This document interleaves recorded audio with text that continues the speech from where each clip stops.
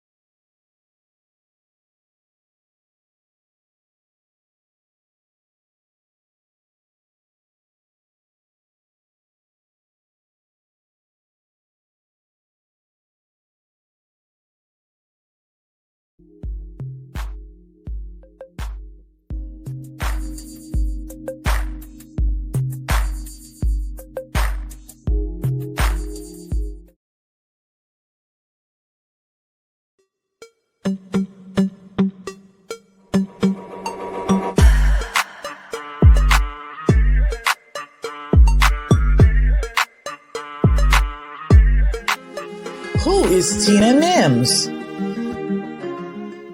Hello, I'm Tina Nelms from Houston, Texas. I am a gospel artist, recording artist at this time, but have grown up in Houston all my life, native Houstonian. Grew up singing, playing gospel music from the age of 12. A Houston, Mass. gospel music workshop kid. Wrote music already. Started at 17 years old.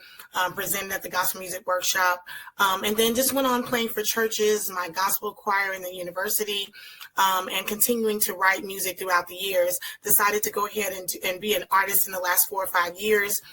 Once I've kind of done some things I needed to do in my career, but I'm also an HR professional. I'm a licensed Christian counselor. I am a HR consultant with my own business with career coaching, life coach.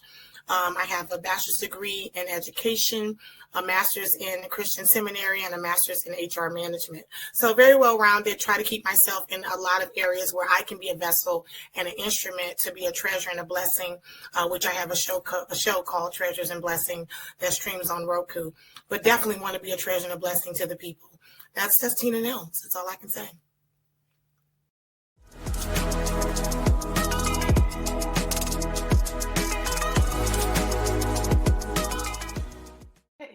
Hey, hi y'all. I'm Carissa B., author of The Appointed Time and For Such a Time as This.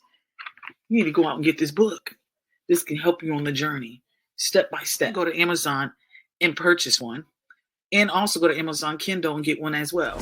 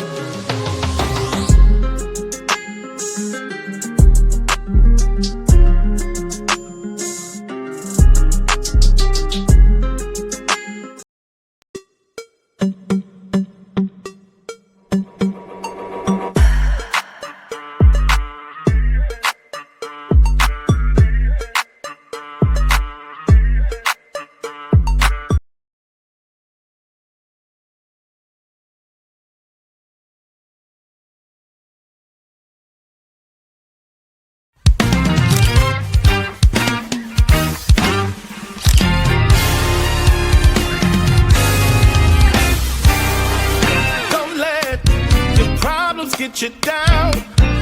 He can turn it on. To the Lord. Okay. Killing zombies on this side. hey, but you're gonna be looking at the camera. Yeah. Fire. Okay, where the camera at? He can turn it around. Turn it around. Like take a wrench. We go 1, 2. He can turn it around.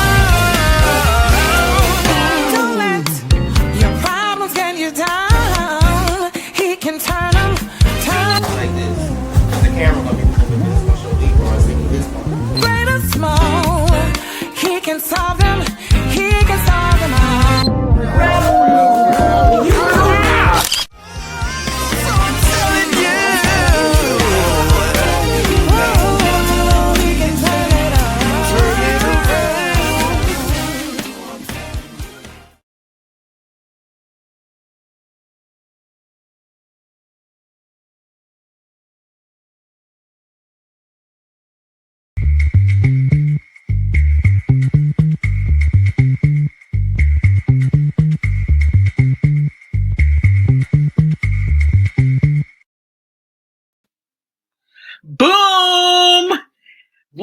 kingdom builders from across the world. You are tuning in to another episode of Life Talk TV show, learning to ignite your faith every day. Welcome, welcome, welcome, welcome, welcome, welcome, welcome. Hey, listen, I'm super excited about today's wonderful guest. We had the amazing pleasure to meet, maybe I think it was like 4 or 5 years ago, maybe give or take. And now we get the fellowship on today. We're going to learn so much about this woman of God. This is the only clue I'm going to give you before I pop her in here. Well, I'll give you another one. I got to give you another one. She's from Texas. I don't know why. Listen, I'm not hating. Well, maybe just a little bit. Maybe just a little, because a lot of other people are coming from Texas. And I'm like, wait, what about the Tennessee? What about Massachusetts? What about, no, I'm just playing. I'm not hating. I'm super excited to be in fellowship with people across the nation. This woman of God, as you heard, this woman of God has been in ministry for such a long time. We're going to find out more. I'm trying to do better this year. In 2025, I'm trying to do better and letting the guests talk instead of I talk, because you know I love to gab.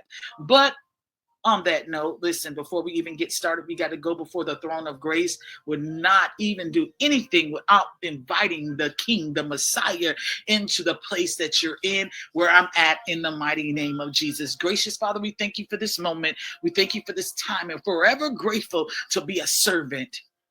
Forever grateful to be a servant and to have access to you, Lord, and access to your people, God.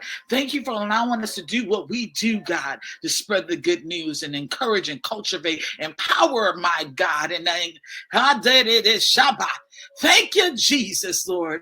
Come into our homes, God. Come into our cars, wherever we're located at, Lord, in the mighty name of Jesus. Have your way in this moment, in this time, in Jesus' mighty name. Amen and amen. So I'm going to put my glasses on. Yes, I'm going to put them on so I can read, because you know I will mess up something in a minute. So I'm going to give you a little information about this woman of God before she comes in. And I got my phone this time, y'all. Listen, 2025, I'm doing better, y'all. I'm doing better, because I will make up a profile on a person in a minute. I will speak and declare. Yeah, that's what they do. Listen, this woman of God has been in ministry for over 20 plus years. She's from the Houston, Texas area. She's a songstress.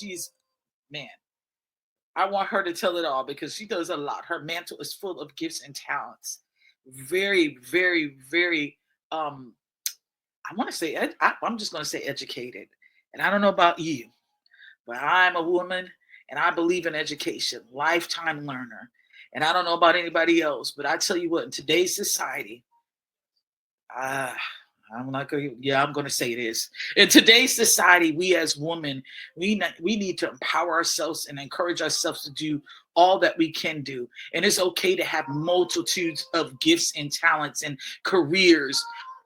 This is the United States, land of opportunity. Why are we limiting ourselves or feeling like we have to limit ourselves because society says we have to, especially with minorities, women overall, I'm just going to keep it real with you. So here's our time to amplify, especially if God says do it. Now I got it. Some of us are a little scared to do what we're about to do, but God will never leave you or forsake you. So I don't know who that's for and who is going to minister to, but there you go. Boop. There's your little drop for Jesus. Now I'm just like, there we go. But this woman of God, like I said, her name, I met her, I want to say 4. I want to get the years right, so that's what I'm holding off. But listen, we met a couple 4 or 5 years ago at the S&M Awards. It was a weekend of different things that's going on. And this woman of God was such a blessing. I'm gonna tell you, she can rock some clothes, y'all. I'm all about them clothes. Putting them clothes on. That day she had this green on. I was like, oh my gosh. We had a luncheon. And she probably don't even think I remember, but listen, when you flawless, you flawless. I'm gonna remember. Let's welcome Miss Tina Nelms. Let's bring her in. Hello, everybody. Thank you. You've been so kind already. And I can't believe you remember the green. Oh my God. I remember the green. Prosperous. I remember that green. Listen, on that particular year, because we had to do the S&Ms before, I worked the background. A lot of people don't know, but I do work a lot of backgrounds for other people. I see nothing wrong with that. There's nothing wrong with helping people build their ministries and stuff. And so that particular year, I drove down 9 hours in a van with my kids, whole family. Wow. And we always drive, but this particular year I had a big van. So I was exhausted trying to make sure I don't hit anything. So the day that we seen y'all was the luncheon. And we were already having issues with the building and stuff. And I mean, you were there. The heat was high, then it was cold, then there's a lot going on. But what I will say about that particular day is that everybody that came in was so warm, welcoming. Everybody fellowed, we ministered, the ate, and everybody just kind of gelled. Yes. It was great networking opportunity, and sharing each other's experiences and knowledge of what we have learned so far so that we can share with someone else. Yeah. It was a beautiful experience, and I had not been in an environment like that in a while. Mm-hmm. Usually people are kind of resistant fellowshipping. They're afraid that they're going to, you're going to take something that they had. I don't know why. But first of all, I like to ask this question all the time. Tell us something about Houston, Texas. Wow. Well, one thing you already know is that it's a wealth of talent here. So sometimes it's hard to break out when you're trying to do that. But I think it's a place where all is accepted, especially when I think about gospel music and the music genres. I mean, we have a lot of places where it's live music. We have a lot of places where you can actually do classical theater. Right. A lot of people don't think of us as a theater place, but we have a great theater district here. And some great young people doing some theaters and the ensemble theater in some different locations throughout. So it's just a great place if you're talented to come to and be able to branch out and explore your talent, to be visual and exposed, and then to be able to build and cultivate it further. Yeah. I'm going to be honest. When you said theater, I didn't think that. Until you said it, I was like, wait, there is a few people I know that do theater in there. Most of the time they like to bring that up to the north part. Right. Or in the west part, but never. Yeah. And I'm not going to say we're as big as they are, but I think that it's a great growing ground, because a lot of people that look for talent, they do come through our theater centers here, the Wortham Theater. I mean, there's different, and then even in our surrounding areas, the Woodlands area, which is about 20 minutes outside of our downtown area, that has its own theater district now, and pavilions. So it's growing, but I think it's a great place for young people. I know quite a few that are getting their feet wet and getting some great exposure. Yeah. Wow. I want to dive right into this fellowship, and I want to start with the educational part of who you are. What you've gained. God has allowed you to gain it. And I will say this, and I said it earlier, it's okay to be educated. It's okay to embrace the different cultures and all the opportunity God allows us to have. So for me and for our listeners, how did you get started? Is it something that you're like, is something in your family that's like everybody's doing this, or is something that just kind of pushes you to say, hey, I'm going to college, I'm doing this, I'm doing that? No, I have to say, in all honesty, it wasn't something that my parents pursued it, but wasn't able to finish it and during their experience. But they wanted to make sure that we were able to do it and conquer it. Right. And so I have an older sister, which some of you know is a CEO of Nelms Music Planet, Nina Nelms. And so she's about a few years old, I won't name it, but a few years older than me. And so she was my example, and she went off to college and kind of showed me that, hey, you can do it. I can do it. You can do it. And we were very competitive. It was a good competition. It was like, whatever you do, I can do better or as good. And as we got older, adults, then it was, how do we bring all that talent together? And so I think that was a very motivating factor, was for me to be able to visually see my sister do something. And it was like, hey, she's paving the way. I should be able to follow that same roadmap. Yeah, I believe you on that. I think for me, because there's 6 of us here where I'm at, but a total of 8 kids. And one thing that my parents were advocates about for our family, of course, it was music. Like, we grew up, my family, we were a family of music. We sung and traveled. But the next thing was your education. That was firm. And my dad, unfortunately, he has a lot of girls. so once only girls. We don't have any brothers, so I get it. Yeah, wow. And so he has 2 boys, but the boys came later. Like, one of them, of course, is the same age as me, but my twin brother, we're 13 years apart, so he came really later. And so education because we're military, my dad was in the military. That was like something that was an opportunity, especially when you're in the military community. You get, it's presented to you, and it's up to you to embrace it. And back in my day, I graduated in '95. Back in my day, everybody was worried about getting a perm and have the latest salt and pepper pants, so Right. and so I was a few years before you, but almost in the same vein. Come on, Sheila E. and all that. Yeah, come on. So we were, our culture wasn't really speaking education, empowerment, but like for the culture and not for education. Now, don't get me wrong. Later, that's when Bill Cosby came out and stuff like that. We got it, right? But going to school and stuff was something that I eventually. Like, okay, I'm just going to do it. Why not? Why not do it? It took me a while to find myself, because there was so much to offer, but eventually I was able to navigate through it. And I always tell myself I'm a lifetime learner. So I love being in college. I just love learning. I don't care how, it can be the culture, it can be biblical or however. I'm always in the place where I want to learn and everything. And so that's a beautiful thing. I salute you for doing that, because not many people do that. Live in the industry, quote unquote. I'm being a very quote unquote. Serve God in industry. Everything is like a kind of like a melted pot, but separate. Right. And still pursue something that can empower them and that's education. Yeah, we came up, and I'll just be forthcoming. My mother was a very, very strong, especially with us only being girls.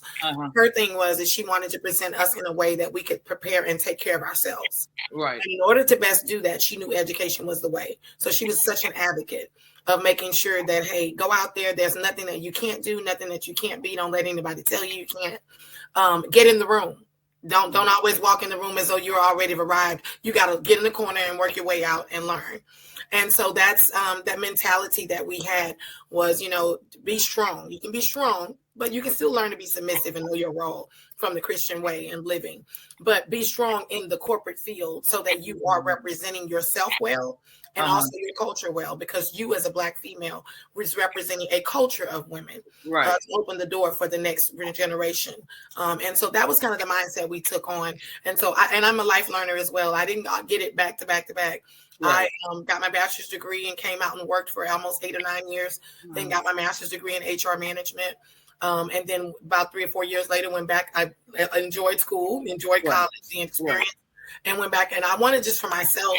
It wasn't so much about calling. I know a lot of people go to seminary for a calling purpose. Right. For me, it was just I wanted to know how to defend the faith, how to speak intelligent about it, how to present it to a non-believer and be able to answer their questions effectively. And yes, we get our basic foundation from the church, but I think really studying intuitively about it, that's why I got my seminary degree at Liberty University. Wow. Yeah, I went there too. Man, that's so cool. Yes. Come on. Yes. I tell you what, it was so profounding to do it. I unfortunately had to stop and everything else, but God's timing is always different from our timing and everything else. But what I wanted to go gradually into being the fact that you are a lifetime learner. My question is, how did you get into music? How did it get started? Wow. So my parents, even though they weren't big or able to accomplish their educational goals as much as they pursued, they were big in church and ministry. Yeah. And my dad was, long as I can remember, a choir director at our home church. And he helped to cultivate music. I mean, our recreational nights on Friday and Saturday nights after school was my dad coming home pulling out gospel albums, Charles Fold and James Bignon and James Bingham. So I mean, it's just we learned it that way. And then they also sung in a community choir locally with Eugene Williams in an interdenominational choir back in the day in the 70s and 80s. And so we followed them singing and learning and sitting on the same instrument as some of these profound musicians. Watching their hands. I used to just sit and watch their fingers because I wanted to play. So at the age 5, I started singing, got up and wanted to sing in my church. And my mom was like, well, you got to join church if you want to sing. And so as transparent as I can be, it wasn't about me knowing the Lord at the time. It was about I wanted to sing. And I cultivated my relationship with God. But my singing and the words convicted me. But yeah, that's how I got started, was singing in a youth choir at a small traditional Baptist church and waking it up, singing Going Up Yonder. So that's how I got started at 5. And then by the time I was 12, I was taking piano lessons. My sister and I took piano lessons. My sister, both of us are classically trained, but she's more on the classical side. I'm more on the contemporary inspirational side and gospel side. Yeah. What I found amazing about the piano, I'm not a piano player. I like percussion, but My sister's a percussionist too. Yeah. Piano, it takes a gifted and I don't know, when I see somebody do the piano and they're able to present a story or present a sound or create a atmosphere sound for someone, I think, for me, and this is just me, don't get me wrong, you can get classically trained and stuff, but there still has to be that anointing gift that has to be implemented into to take it to another level and everything else. So with you being classically trained and of course doing the gospel industry, is there a time when you feel like is do I have to choose one or the other, or were you able during your your ministries and stuff bring both of them together? I think I bring some of my classical into what I do. I look at myself as more being gospel, but also I do some love and inspirational music as well, kind of the BBC Winans, love and wedding type of music. I do that as well, and I think I get opportunity to cultivate some of the classical into it. But as far as making a choice, I have to say that's critical. I mean, I think you always have one that you lean further in one direction than the other. Like I said, my sister's more on the classical side, I'm more on the gospel side. However, when I was about 15, 16, taking piano lessons, what have you, and starting to play for the church at those ages, I knew gospel was the way. I was like, Lord, and I prayed. You talk about gift. I said, Lord, I want to play what I hear. Right. On the radio, I want to play that. I don't want to play A, B, C, D, E, F, G scales. I want to be able to really play and be an accompanist. And within 3 weeks, I was able to start playing and could not tell you the chords, progressions, or anything that I was playing. So at that point in time, my mom said, okay, I see where you're going. Let me get you to the right person. And what you hear out of Yolanda Adams today comes from a lady named Shirley Joyner with Inspirational Choir. Well, I took piano lessons from Shirley Joyner at her All About Music School to learn how to know what keys I was playing, chord progressions, gospel improvisation. All of that came from her. And one of my peak period moments was Richard Smallwood walking into my class one day because he was in town at the age of 15. And I was like, wow, you talk about somebody I would love to cultivate behind and be mentored. And he signed my folder, and I'll never forget that day. It was like, wow, to be able to be in his presence was imaginary. Yeah. Wow. You know, a lot of people in the industry, especially with the music, like the production side and instruments and stuff, for him to be in an atmosphere, I don't even know how to explain it. Well, and to me, he's a musical extraordinaire. I put him and Kurt Carr in the same records. And when you talk about mixing the two, to me, they are two that are able to do that very, very well. They're able to bring the gospel and the traditional hymn, but also bring some orchestra and some symphonic sounds together to give God the best different sound than what we hear on a regular basis. Right. When you said that, I remember the video. We used to, we got videos, what is it, Wild Gospel too. And one of the videos, he was singing Calvary. Yes. And when you said that automatically I went to that moment when I first heard it, Calvary, and the operatic and all the orchestra sound in the background that makes you think of a cross being pierced. Yeah. Right. It was so much going on, but when I first heard, I'm not gonna lie to you, I cried. But I'm a crybaby, so I cried. But I love the sound. Yes. I don't know how to explain it, but not everybody can present that sound very gracefully. I'll leave it that way. I'll say that word. That's a great way to put it. Great way to put it. Yeah, I was gonna say something. Yeah, gracefully. I'll just stay there. That's very comfortable right there. No. Worship leader. How is that something that as you started to play more, that you just started to sing, or was it something that you gradually said, okay, I know how to play, I need to be able to sing? Did you get off the keys or the piano, or that's something you stayed on the keys and sung worship? As people have probably been hearing me lately say, that's probably my biggest struggle because I stayed on the piano for so long singing. Wow. So standing up and now being an artist the last couple of years, it's been one of my biggest things to transition because I've always played and sung. I've played and sung and led songs while I directed a choir as the minister of music and music director. So for me, it's my comfort or my what I call, what do you call it? I call it my blanket. Right. My blanket of comfort zone. But no, it started from day one, from the first time I was teaching choirs. And I mean, because if you can play and teach, you can play and sing. So pretty much if, you know, I believe that for me, it was always a balance of the two. It wasn't one further than the other. It was almost like it cultivated at the same time. Yeah. And a lot of times with songwriting, it normally comes that way. A lot of people say that lyrics come first or the music come first. It's almost like something urges me, get up out your seat. I'm going to give you something. And I have to go get to the keyboard and it comes all at the same time. Yeah, I think that's very creative. Like with my sister, my youngest sister, she's a songwriter and she doesn't play keys, even though my mom would put her into to get a teacher how to play keys and stuff. She was like, no, I just let me. And so she did little chords, but not nothing major. Yeah. And I always ask this question. I'm wondering, would you prefer to be a musician or a songwriter? It just depends. And she was like, man, I just wish I had stayed and learn how to play keys and piano because it enhances, especially when you're songwriting. She says you have all these chords that you're in and you're writing and yeah. And she's my producer, that's one of his big things. He's like, you know, I work with a lot of artists, but Tina, you're one of the ones I love because when you send me a draft, I don't have to figure out, it's already done. Yeah. I take your basic foundation and just, enhance it. And I'm like, yeah. Right. And I can't do what you do because what he hears and the beats and the extra this, and the extra that, the improvisation, the instrumentation, he takes it to another level. Shout out to Roger Bubba Dowling, my producer. But he always says, Tina, trust me. He's like, take it and do what you do with it and then send it to me and we ready. Let's go. Wow. She to this day she's like, man, it just be much easier.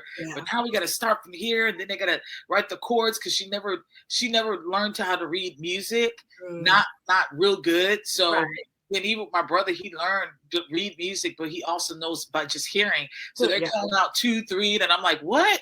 Just can you give me press the C so I know where I'm supposed to be at.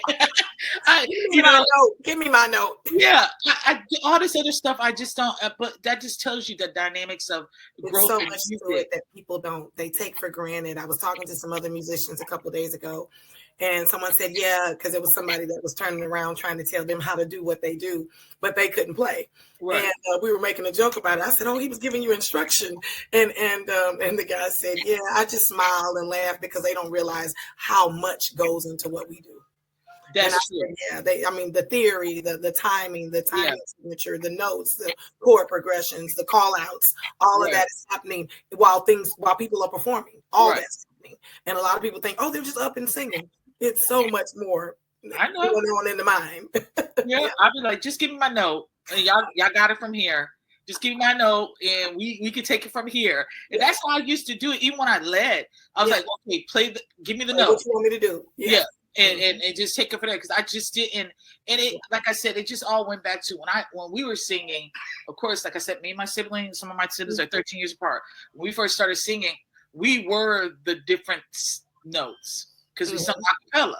So we didn't, But as we progressed in singing, that's when we started using musicians and stuff. And it's just a different feeling. It was hard to transition.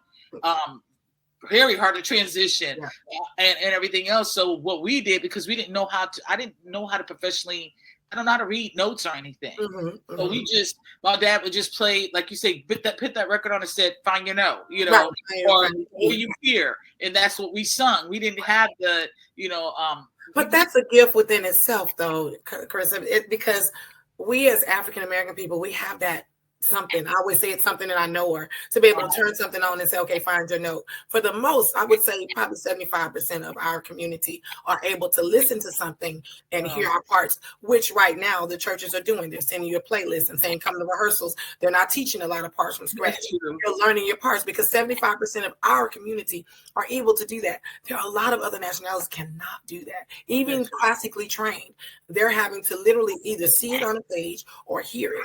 But a lot of times we're listening to an album with all voices and picking out our parts. So it's a blessing still. I don't discredit it in any way. Yeah. No, it's just amazing. Like I said, when I finally meet somebody that has went through the process and is like, okay, hey, I know what you're saying, but we also have this going on and this going on and everything else. Like you said, a lot of people don't pay attention to stuff like that. They really don't. They just don't. But I mean, it's okay. As we're progressing in the gospel industry, I would say, and a lot of the artists are coming out multi-talented, meaning they can play and they can do more than one thing.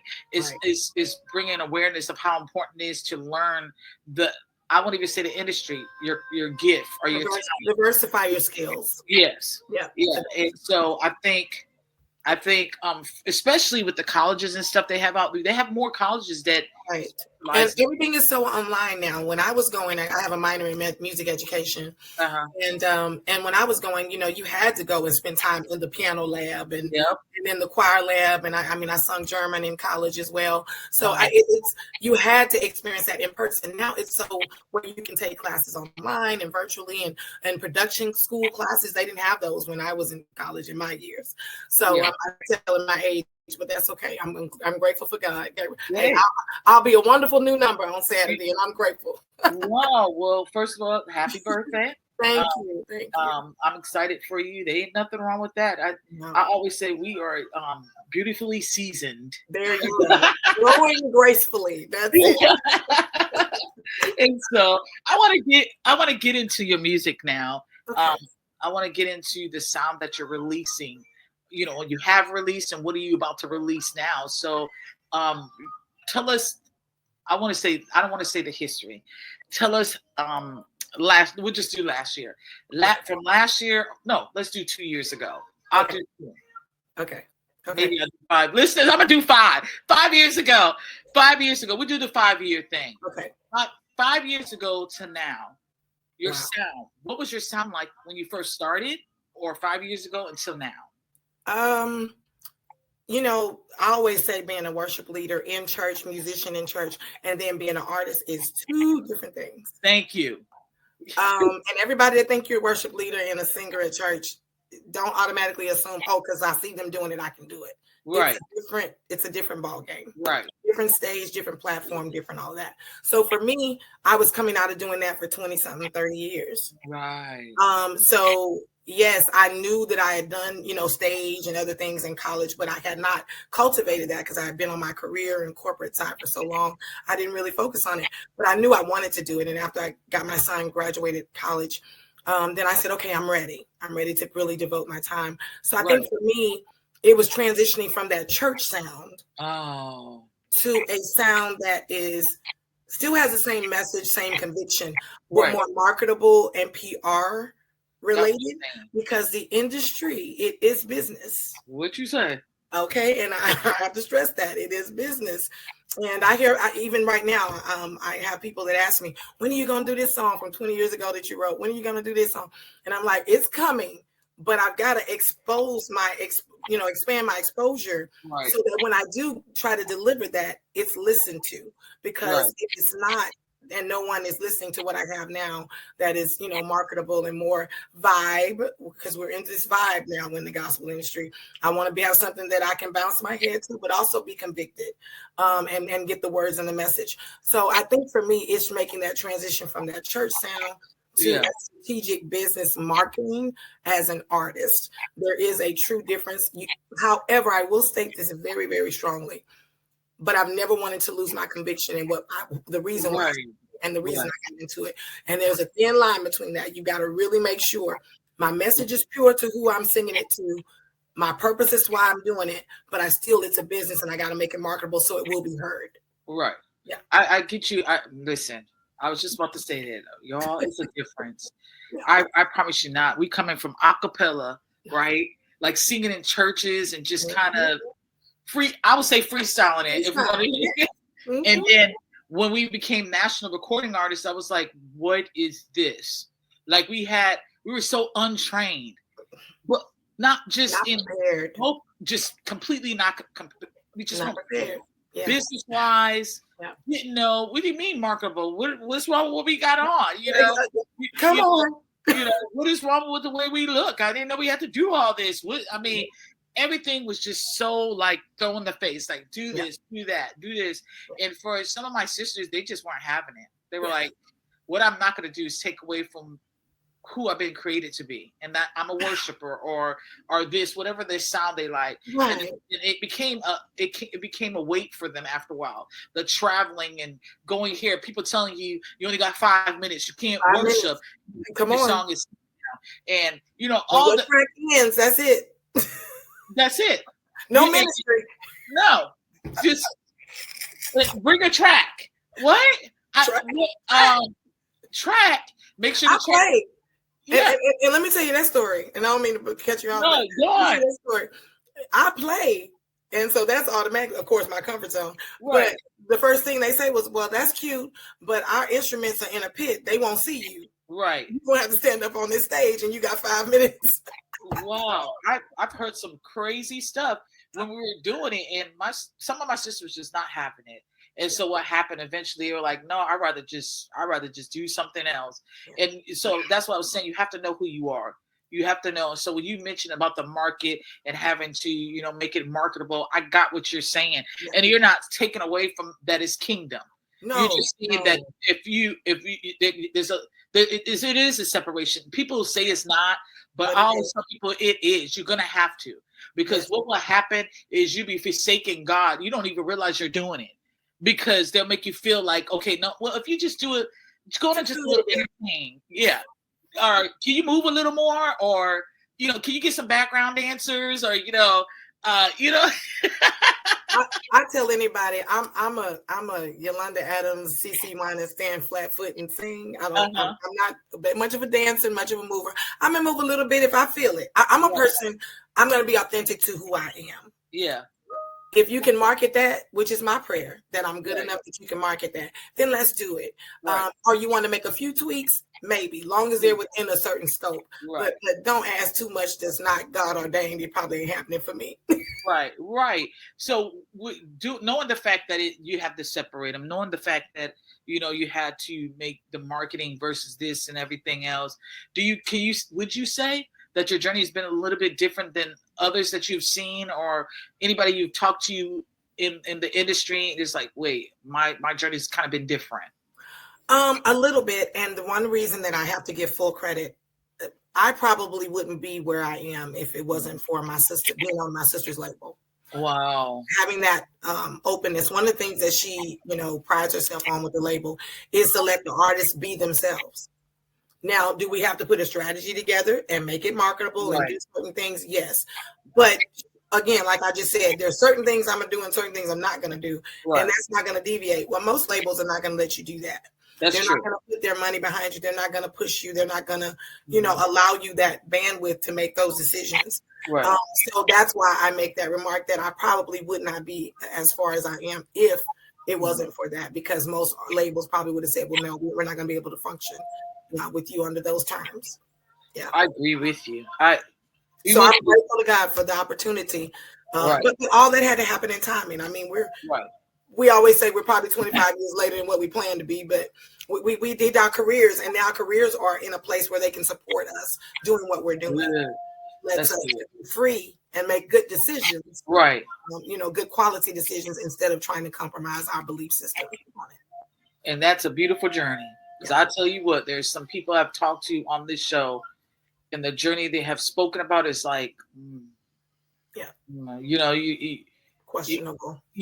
And so I like it when people come on here and just be real and say, hey, I didn't have to go through that. God strategically said, okay, you good to go. Let's go this way. Yes. And so you are one of those. And it's unfortunate because a lot of women, I'm learning with a lot of artists that are women, they just been doing so much. Yeah. Yeah. Trust me. And I was approached many times prior to my sister making the decision to start the label. Wow. And I don't know, and I'm grateful to God that I made the decision to wait until she was ready. There were a couple of times, you get antsy. I'm getting older. Maybe I should, but I just never felt comfortable by some of the conversations and things that I heard some of the other artists and seen some of them what they went through.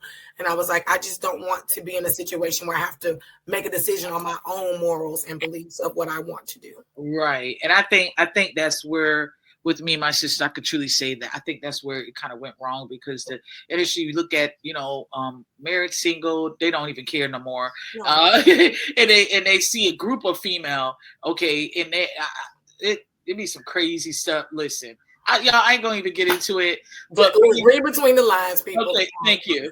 I tell you what, but thank God for His grace and mercy. He's keeping us in power. Yes, that's a beautiful testimony. So, listeners, viewers, y'all can do it.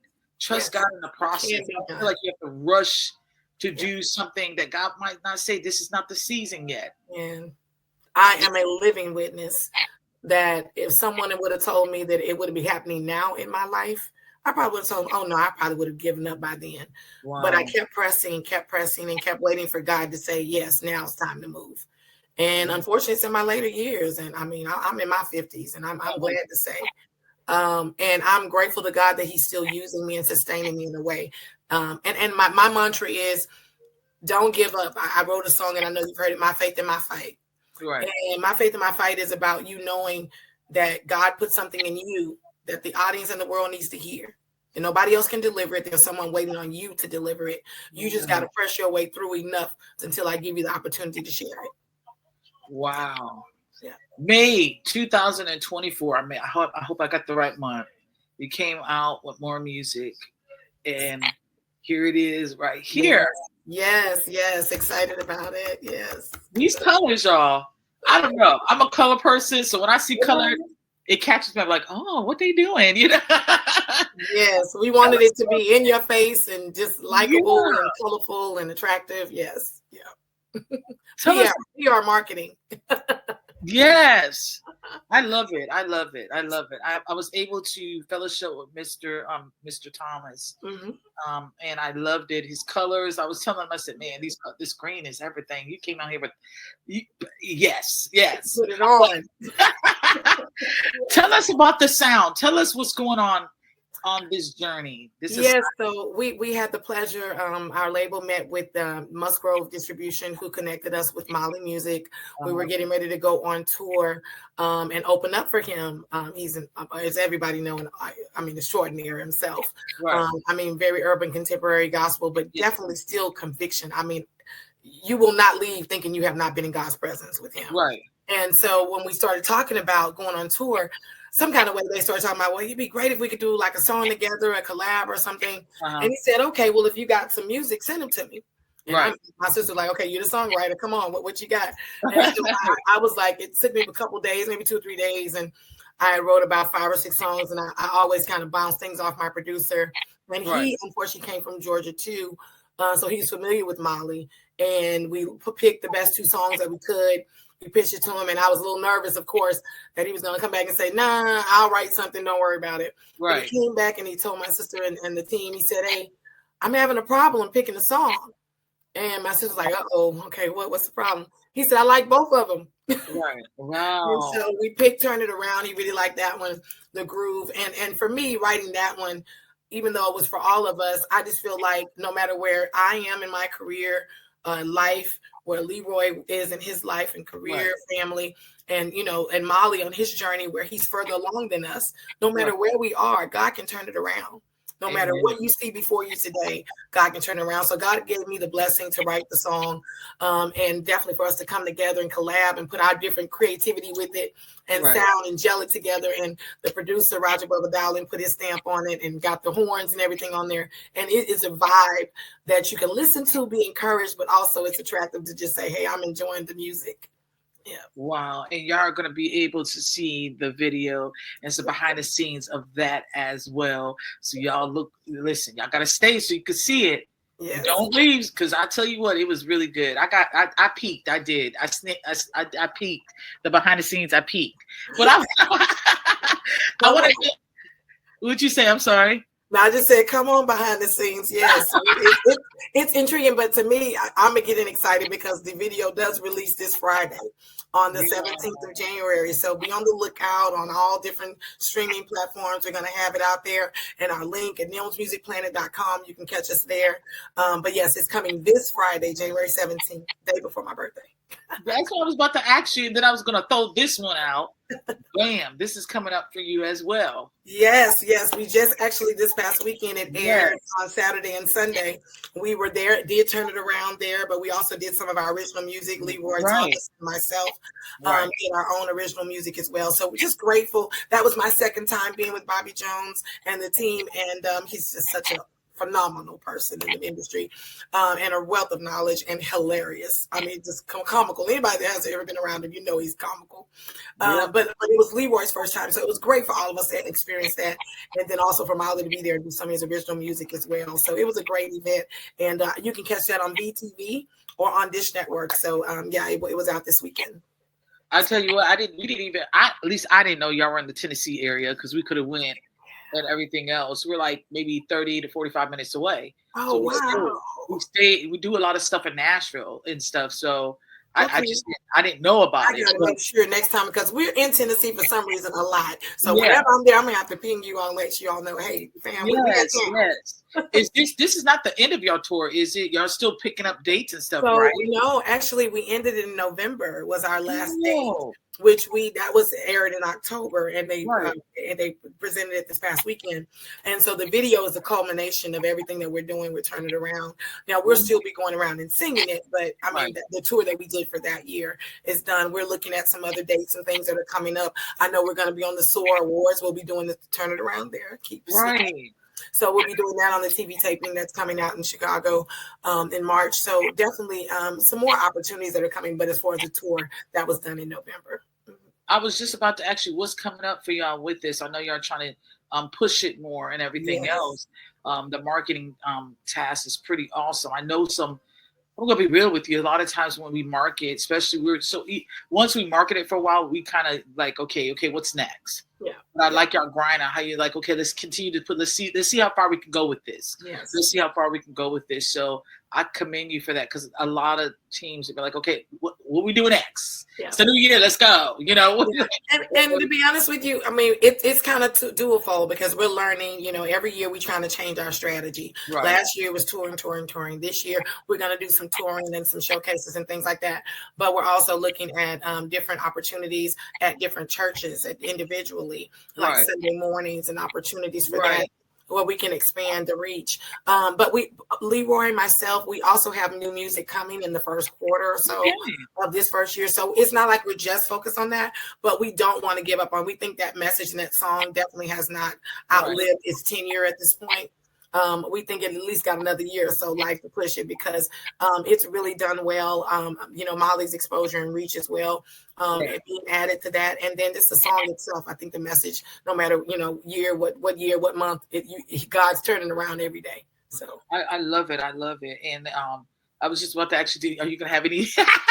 You're answering questions before I ask it. That's a good thing, though. No, that means you're fluent and you believe in what you're doing. You don't have to. You're not gonna wait. You're very fluent in what you're doing, and that's mission minded. And we need to be that way in the kingdom. And so my question, and this is for our listeners and our viewers, on here we always go to a point where we give them something to be encouraged and cultivate them. The topic for today is for the master's use. Those who cleanse themselves from the latter will be instruments for special purposes, made holy, useful to the master, and prepared to do any good work. That is 2 Timothy 2:21. Yes. Can you say something to encourage our viewers, our listeners, about the master's use? Yes, I think that it goes from the origination of why you were created. We were all created in his image, in his likeness, wonderfully made. So no matter what you think of yourself, you are wonderfully made because he created you and thought enough to Right. spend time in his effort to create you as to who you are. So it's your goal to tap into yourself, define your purpose, recognize what those skills are that he predestines for you to share and share with the crowd and the audiences that you are in front of so that you can be used for the master. Take those platforms, those opportunities, turn them into opportunities to share his good news, his gospel. And while you're doing that, let God do the work to open the doors for you. You don't always have to push the door open. Just represent him. And as you're being used for the master will make door open for you to be used further. Amen and amen. With that being said, how can we get connected to everything that you're doing for the kingdom? Sure. So my music, of course, you can find me on all social media platforms, Tina Nelms Music or Tina Y Nelms on my Facebook and Instagram. And then you can also find me at our website, nelmsmusicplanet.com, to do any bookings. Like I said, you can find us on TikTok at Tina Nelms as well. But also I have a podcast show called Treasures and Blessings. It's streaming on every platform, Roku, Amazon Prime, and then also Tubi with Tuesday nights at 8 p.m. Central, called Treasures and Blessings. It's a faith channel where I come on and do similar talking like we were just talking about the master's use. Wonderful topic to inspire, encourage, influence you to be the best you that you can be, because when you're a treasure, you can be a blessing to someone else. Wow, I didn't even know that one. I love that. But I love that. No, I'm just like, I love. I'm trying to be good on here today. Today, I'm just in one of those giddy moods. So I'll be doing some random stuff, but like I said, it's all in fun. I want to thank you so much for being a part of the Live Talk TV show, and forever grateful. Like I said, about 4 or 5 years ago, probably less than that, we met and we had the chance to fellowship. You blossom, beautiful. I was like, every time I was like, oh, I like that outfit. Yes. I just love fashion. I mean, the purple hair. I just love fashion. Yeah. I just love it. You're doing so well. And like I said, you keep doing the way God has told you to do it. And the industry make you feel like you have to do it the way they tell you to do it. Stand firm. You are a powerful woman of God. Stand firm. You use that as an instrument to say, now listen, we gonna do it this way. Right. And stand firm on that. And this is the amazing thing. And the only reason why I'm saying this, because listeners and viewers, a lot of us have to start doing that. Yes. We have to start doing that. And she's doing it. She's a great example. The company's a great example. Yes. They're doing it. It can be done and you still can have fun. You can still be in the entertainment industry and not compromise what you stand for. Right. So with that being said, I want to thank you so much for being a part. Do you have anything else you'd like to say before we leave? The only thing I'd like to say is thank you so much for having me. Always a pleasure to be with you and your family. And I've interacted with both of your daughter and your son. And it's been a pleasure anytime. But also, if you did not check out Joy, my Christmas single that came out, it did very, very well. One Way Entertainment was promoting it as well. Shout out to Big Ben. Thank you for all of what he's done. We charted all the way to number 7 in like 3 weeks on the Christmas holiday chart on MediaBase. So please go check it out. It's very encouraging, and you can have joy in your life too. Yes, I really loved it. I loved it. It was on our stations too. I was like, okay, I love the sound. I really did, because sometimes you can pull away from in Christmas music, but it was, you nailed it. You killed it. It was beautiful. Beautiful sound. Thank you so much. All right, listeners, listen, we did it again. We fellowship one more time. That's right. We fellowship one more time. Thank Miss Tina Nelms for coming. And until next time, I want you to come back for some more fellowship, some more encouragement, some more cultivation and empowerment with Life Talk TV show. Learning to ignite your faith every day. God bless.